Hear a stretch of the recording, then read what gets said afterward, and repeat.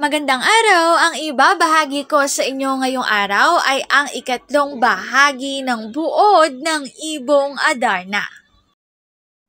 Maaari kong ibigay ang soft copy ng video na ito, mag-email ka lamang o kaya naman ay mag-message sa aking Facebook page.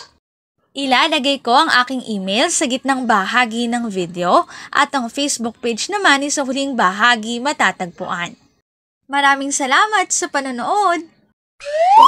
Magbasa, makinig, matuto at magsaya. Ako si Binibining Menya. Handa na ba kayo? Tara na, umpisa na nating isa-isahin at pirapirasuhin ang mga detalyeng nakapaloob dito.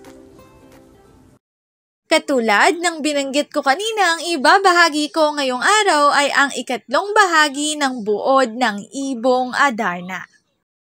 Subalit, tumakas sina Doña Maria at Don Juan nang malaman nila ang balak ng hari.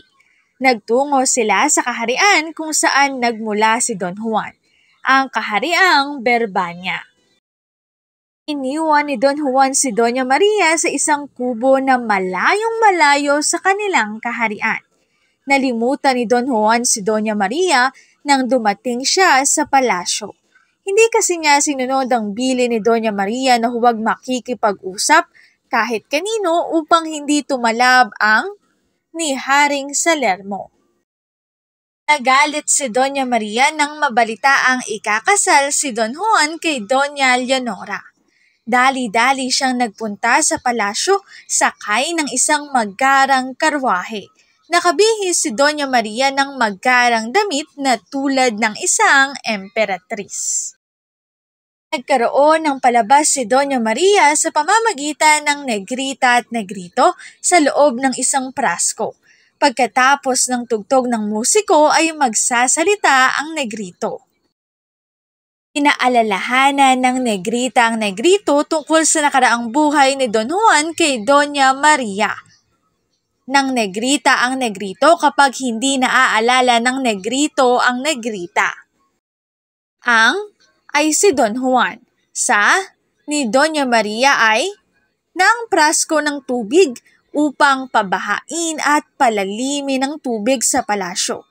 Subalit, pinigilan siya ni Don Juan at humingi ng tawad kay Doña Maria.